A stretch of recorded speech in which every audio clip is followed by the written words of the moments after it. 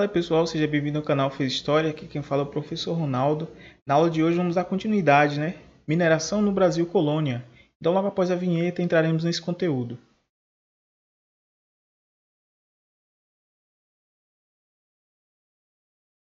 Pois bem, mineração no Brasil colonial. Se você gostar do conteúdo, ao final você pode deixar seu curtir, seu comentário e se inscreva no canal também para apoiar. É uma forma de agradecer, o conteúdo que é criado.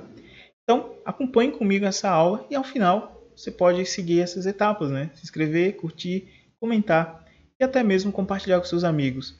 Vamos lá? Portugal enfrentava problemas econômicos. Lembrando que a questão do ouro é a terceira fase, da história brasileira. Nós temos o pau-brasil, nós temos a cana-de-açúcar e agora a terceira fase que entrou, que é a questão do ouro. Por que o ouro entrou em jogada e foi algo que foi bastante explorado nesse contexto da história brasileira? Porque Portugal enfrentava problema com açúcar brasileiro em concorrência com o açúcar produzido nas Antilhas ou açúcar antilhana, lembra da Holanda? A Holanda veio para as terras brasileiras, aprendeu como cultivar cana e encontrou as regiões da América Central. Ali ele criou a produção de cana-de-açúcar, também concorrendo com o açúcar brasileiro que era comercializado por Portugal. Além também, do outro lado, nós temos a perda de possessões no Oriente e na África. Portugal foi perdendo espaço. Na aula anterior eu usei uma analogia, uma ilustração sobre um campeonato de futebol, Portugal e Espanha estavam no topo do campeonato e todos os outros estavam querendo tomar o seu lugar. Foi isso que ocorreu. Os outros países eles perceberam e encontraram a região da África e também da Ásia. E aí começaram a explorar e tirou o espaço de primeiro lugar de Portugal. Portugal então estava enfrentando crise econômica. O que ele fez? A coroa passou a estimular a procura por metais preciosos na colônia, de dois modos. Os dois modos que são destacados é entradas e bandeiras. Qual que é a diferença de entradas e bandeiras? As entradas eram expedições oficiais de exploração no interior da colônia. Então, foi encontrado metais preciosos e a coroa deu um estímulo para a entrada especificamente para explorar metais preciosos. E a diferença de bandeira era expedições armadas, organizadas em geral por particulares paulistas, ou na Vila de São Vicente, Então eles entravam ali conhecidos como os bandeirantes. A principal missão deles era explorar e também escravizar índios para, mais uma vez, trabalhar para eles no trabalho escravo. Então tem essas duas diferenças, entradas e bandeiras. Entradas era oficial da coroa portuguesa e as bandeiras eram de modo particular, principalmente pelos paulistas, na região ali conhecida como São Vicente ainda. Aqui do lado nós podemos observar, a busca de índios para escravização, combate às revoltas indígenas, destruição de quilombos, procura por metais preciosos. Todos os dois tinham essa característica de exploração. As bandeiras do século 17 e 18. Note uma curiosidade aqui nesse mapa, pessoal. Nós temos essa linha no meio ainda, que é aquela linha imaginária da União Ibérica, Portugal e Espanha. Mas lembre-se que no século 17 e século 18, Portugal e Espanha tinham brigado por causa da Holanda. Então aqui ele já tinha meio que rompido esse tratado de Tordesilhas e os outros países estavam ganhando espaço, além de Portugal e Espanha. Então nesse mapa nós vamos ver aqui que alguns dos povos ali do Sudeste principalmente vão romper um pouquinho essa linha imaginária do Tratado de Tordesilhas, indo para outras regiões. Nós vamos ver o porquê daqui a pouco. Mas esse mapa demonstra um pouquinho como foi a exploração na questão do ouro e possibilitando a ampliação dos territórios brasileiros, que até então ele era concentrado na parte litorânea. Lembra por quê? Por causa do cana-de-açúcar, que era produzido ali, e um pouquinho da pecuária, a criação de animais mais ao centro da colônia, ou seja, das capitanias hereditárias. É claro que já tinha uma configuração diferente, mas só para a gente compreender o termo, capitania hereditária. Nós temos aqui os ataques às missões, temos as figuras religiosas dos jesuítas. Na próxima aula, nós falaremos mais detalhadamente desse assunto. Então, agora iremos passar um apanhado, simples, sem aprofundar tanto no assunto. Na próxima aula, falaremos mais detalhado sobre religião aqui dentro da colônia. Vamos falar sobre o Barroco, vamos falar um pouquinho sobre Minas Gerais e assim por diante. As missões jesuítas espanholas no sul, terras dos atuais estados do Paraná, Rio Grande do Sul, Santa Catarina e Mato Grosso do Sul, além de áreas da Argentina e do Paraguai. Nessas missões, índios eram evangelizados, como nós podemos ver, desde o início da história brasileira, principalmente por meio do canto e do teatro. cultivavam a terra, cuidavam de gado, faziam artesanato. As bandeiras paulistas atacaram as missões em busca de índios para trabalhar como escravos, como já foi mencionado, principalmente nas lavouras paulistas, era a função deles. O que ocorreu então entre os paulistas e os jesuítas? Após sucessivas investidas paulistas, muitas missões jesuíticas foram destruídas. Então os bandeirantes foram um dos principais causadores da destruição desse movimento jesuítico, de catequização desses povos indígenas, destruindo assim essa ideia e até mesmo assassinando, alguns dos que estavam ali dentro das tribos ou jesuítas ensinando a religião, catequizando. Eles escravizaram esses homens e mulheres indígenas para trabalhar em suas lavouras. Ou, na verdade, o contexto aqui é a questão da exploração das pedras preciosas. Lavouras também, mas voltado mais para a exploração. A exploração aurífera, o tópico. Quando usamos essa expressão aurífera, pessoal, não tem uma tradução em si, mas ela tem um contexto de questão do ouro. Então, quando usamos auríferas, tem a ver com a questão do ouro, tá bom? Nesse contexto aqui do Brasil colônia, no século XVII e XVIII. Ela não tem uma tradução em si, mas é esse contexto. Os bandeirantes descobriram ouro na região do Rio das Velhas por volta de 1695. A partir daí, ocuparam-se várias áreas em Minas, Mato Grosso e Goiás. Então, as primeiras descobertas foi lá ainda no século XVII, fazendo com que eles ocupassem várias regiões. Lembrando que o contexto aqui é o Brasil em cima, o Nordeste, a cana-de-açúcar estava perdendo força, então eles estavam procurando outras regiões para explorar e aí acabaram encontrando as pedras preciosas. Iniciou-se um processo acelerado de urbanização nas áreas próximas às minas descobertas, claro, as cidades, aquelas cidades improvisadas. O grande afluxo de pessoas para a região e a escassez de gênero de subsistência causaram graves crises de fome. Isso é importante, por causa do grande número de pessoas que foram para essas regiões, principalmente em Minas Gerais, teve bastante fome.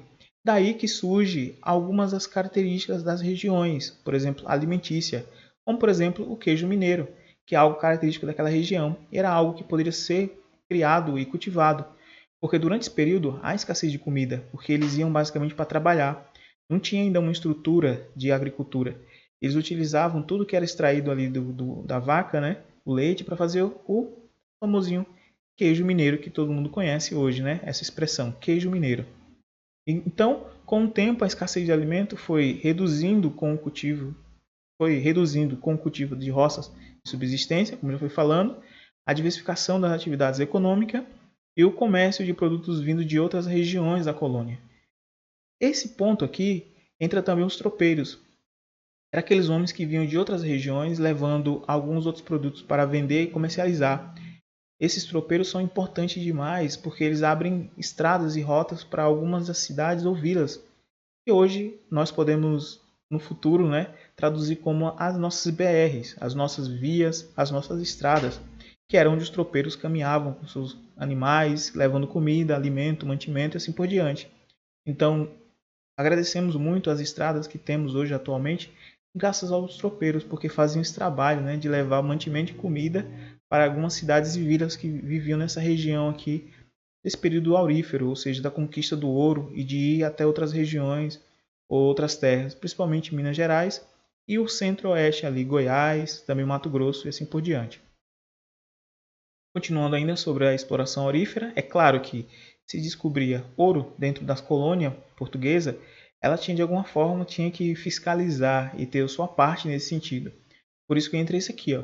A coroa organizou rapidamente um sistema de exploração das minas, é claro. Distribuição das datas, organizado. Privilégio ao grupo mais rico. Essas datas eram períodos específicos para exploração, quando tivesse alguém na coroa para fiscalizar, Então fica melhor para eles ter um controle. A criação da Intendência de Minas, que foi em 1702, responsável pela cobrança de tributos, policiamento e justiça local. Então, é claro que a coroa não perdeu tempo, eles não iam perder espaço nem dinheiro, viu que estavam encontrando várias pedras preciosas aqui na terra brasileira, então ele encontrou uma forma justamente de tentar ganhar em cima disso. Algumas formas de arrecadação nós temos o quinto, 20% do metal extraído cabia à coroa, claro. A captação, a cobrança de um imposto por cabeça de escravo maior de 12 anos, uma outra forma também. e a derrama, cobrança de impostos atrasados ou extraordinários. Claro, né? A coroa ela não vai perder tempo de tentar ganhar o seu ali sobre uma coisa que ainda não tinha uma fiscalização tão grande. E um dos motivos de não ter fiscalização tão grande é as revoltas que vão ocorrer durante esse período. Já já a gente vai entrar em algumas. Em 1725, a coroa instalou a primeira casa de fundição, onde o ouro seria fundido, tributado e transformado em barras. Quando cria-se as barras de ouro, eles colocam um número de uma numeração para controle, não somente o peso, mas quando foi extraído, a região. Então serviria para ter um controle maior da coroa e fiscalizar tudo que era feito aqui dentro da colônia e no período de exploração das minas. Quer dizer que a cana-de-açúcar e outros bens de sobrevivência como o algodão foi esquecido? Não. Enquanto aqui no Sudeste desenvolvia essa questão do ouro, lá no Nordeste ela tinha ainda a questão da sobrevivência por cana-de-açúcar, a escravização tradicional dos negros e também a criação de quilombos e vilas de revolução, também no Nordeste, certo? Então, o contexto aqui sobre a questão do ouro é mais nas regiões onde hoje é conhecido como as Minas Gerais. A Guerra dos Emboabas. O que foi a Guerra dos Emboabas? Um dos conflitos que ocorreram aqui nas nossas terras, né?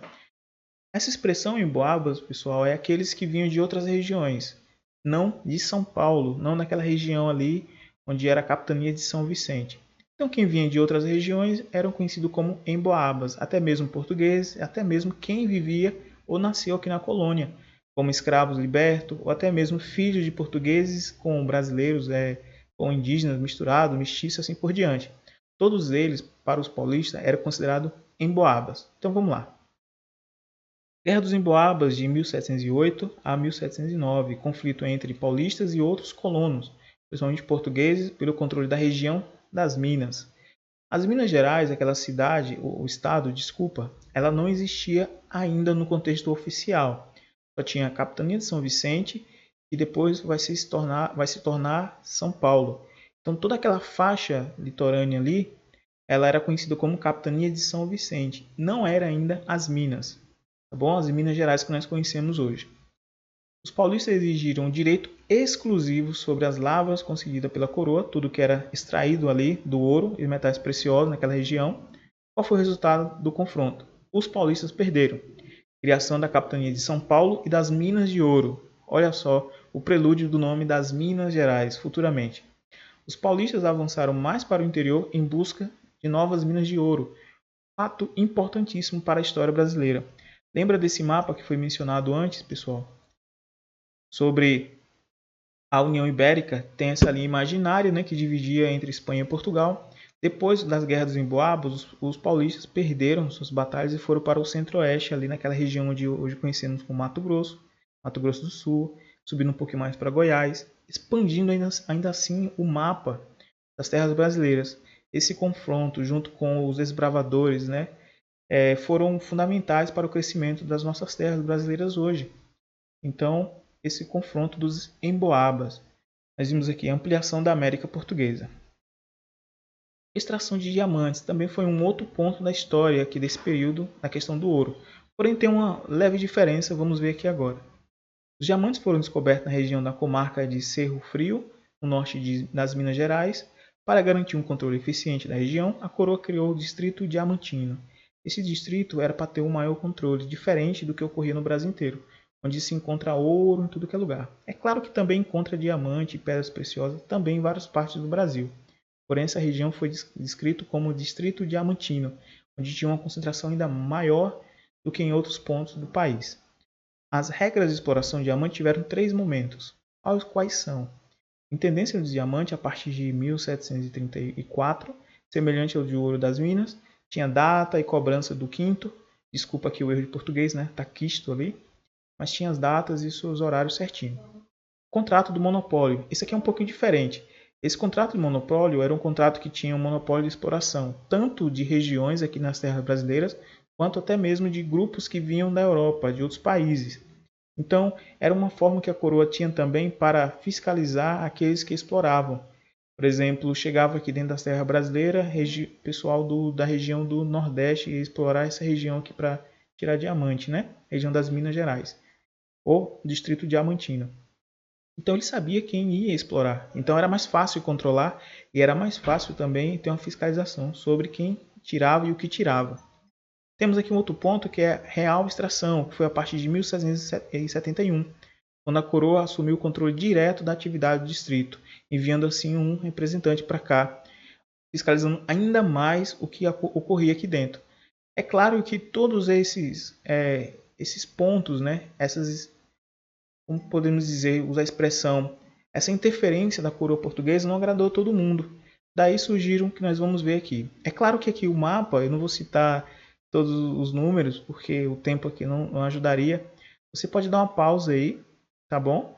E você pode ver o número aproximado de quanto ouro foi extraído das nossas terrinhas aqui, tanto de Minas Gerais, Goiás e Mato Grosso do Sul. Tem uns anos aqui detalhado.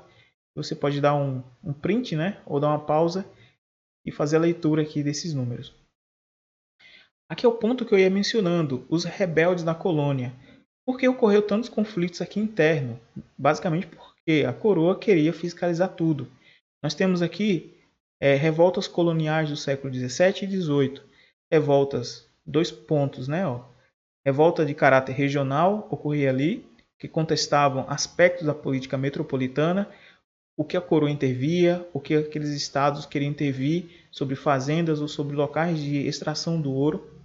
E tinha algumas revoltas com caráter separatista, queria mesmo ficar livre do que a coroa portuguesa ou se tornar um país independente, buscava o rompimento com a metrópole. Aqui nessa aula nós iremos citar os três primeiros caráteres, que é Revolta de Beckman, Revolta dos Mascates e Revolta de Vila Rica. A conjuração mineira e a conjuração baiana nós iremos mencionar em uma outra aula. Vamos fazer uma aula mais detalhada porque tem pontos bem importantes para falarmos. Essas três revoltas são simples, então vamos dar um contexto geral sobre elas. Aqui nós temos um mapa sobre o que ocorria aqui dentro da colônia, né, sobre as revoltas dos rebeldes. E aqui a primeira revolta que é mencionada, Revolta de Beckman. O estado do Maranhão sofria no século XVII desabastecimento do gênero alimentício, manufaturados e escravos, assim como ocorria também em São Paulo. A coroa criou então a Companhia Geral do Comércio do Maranhão, que deveria abastecer a região, mas surgiram problemas. Que problemas surgiram? A companhia impôs uma política de preços que prejudicava os colonos, aqueles que viviam nessa região. Produtos escravos enviados para a região eram insuficientes. Como é que a coroa ele pedia que ali os colonos produzissem algo que eles não tinham auxílio? Era quase impossível. Então, ocorreu uma revolta liderada por esses irmãos que a gente vai mencionar agora. Em 1684, explode a revolta liderada pelos irmãos Beckman. Tem uma continuação aqui. Os rebeldes tomaram depósito, aboliram o monopólio da companhia e formaram um governo provisório. Essas revoltas foram internas. A coroa negociou com os sublevados, determinou o fim do monopólio da companhia e nomeou um novo governador para o Maranhão. Depois prendeu os líderes e executou Manuel Beckman em 1685. Acabou assim com essa revolta. Os monopólios e taxas que tinham sido abolidos foram restabelecidos. Então aqui foi uma revolta rápida e simples. Porém, se você quiser e tem curiosidade, farei uma aula mais detalhada sobre esse assunto. Vamos falar sobre outra. Revolta dos Mascates. Durante a invasão holandesa, Recife foi escolhida para a sede da administração e recebeu diversas melhorias de infraestrutura, o que não ocorreu em Olinda. Aqui foi uma guerra um conflito social, guerra civil, nas duas vilas, entre Olinda e Recife. Segunda metade do século XVII, concorrência do açúcar antilhano, queda nos preços do açúcar brasileiro, endividamento dos senhores de engenho de Olinda com os comerciantes de Recife. Então aqui basicamente, em resumo, tudo que era a Holanda, ela conquistou, como a gente falou na aula passada, né, o Brasil holandês. E essa região aqui de Recife, principalmente, ela foi uma região, Recife e Olinda, uma região onde tinha bastante poderio holandês. Quando os holandeses foram expulsos do Brasil, levaram com ele também a questão das Antilhas, né, da produção da cana-de-açúcar lá, fazendo com que essa região ela não fosse tão produtiva assim. Mas a coroa ela exigia ainda mais a produção dessa parte e o pagamento dos impostos. Só que quando ela elevou Recife ao posto de vila, que ela escolheu algumas cidades para transformar em vilas e cidades, escolheu Recife e Olinda não. houve, por assim dizer, uma inveja por parte de Olinda e o conflito ocorreu. É claro que aqui eu estou simplificando, mas houve outros motivos a mais. Recife não é inocente, é claro, e Olinda teve seus motivos e também não é inocente na história. Mas alguns detalhes a mais podemos mencionar também ou criar uma outra aula falando sobre a Guerra dos Mascates. Em 1709, Recife foi elevado à categoria de vila, como foi mencionado. A aristocracia de Olinda não aceitou a iniciativa e iniciou-se a revolta. A aristocracia de Olinda ocupa Recife, os comerciantes de Recife retomam a cidade com apoio de outras capitanias. Em 1711, o novo governador nomeado pela coroa ordenou a prisão dos líderes olindinenses e manteve Recife como vila. Então aqui é claro que teve outros motivos a mais, não é? Mas em resumo foi isso. Recife se tornou uma vila, Olinda não gostou, houve um conflito entre eles, principalmente por a questão econômica, que a coroa exigiu bastante dessa região, que uma vez que a Holanda foi embora, deixando essa região para trás, que foi derrotada, é claro, a coroa exigiu mais dessa região, mas essa região não tinha o que produzir, houve os conflitos internos. Revolta de Vila Rica. A coroa decretou em 1719 a instalação das casas de fundição da área mineradora. Qual o objetivo? Ampliar o controle sobre a atividade das minas, cobrar o quinto e evitar o contrabando. Claro, os colonos se rebelaram contra essas leis, liderada pelo minerador português Felipe dos Santos, que é o principal personagem da revolta de Vila Rica. Os rebeldes publicaram um documento na qual denunciavam a corrupção dos funcionários da coroa e exigiram o fechamento das casas de fundição. O governador da capitania reprimiu rapidamente o movimento, os rebeldes foram presos e Filipe dos Santos foi condenado à morte e executado. Então aqui mais uma das revoltas, lideradas principalmente pela insatisfação do que era cobrado, sempre impostos altos, pelo que era produzido internamente. Pois bem, pessoal, esse aqui é o último slide dessa aula. Como eu falei, foi uma aula de resumo. Alguns detalhes aqui não posso falar tanto, porque seria uma outra aula, tá bom? Então, ao final aqui eu vou deixar as minhas redes sociais e você continue aprendendo. Ao final, você pode continuar assistindo as playlists que nós estamos trabalhando, que é essa playlist, né? Aulas de 1º a 3º ano, falando sobre um pouco, em resumo, somente agora da história do Brasil.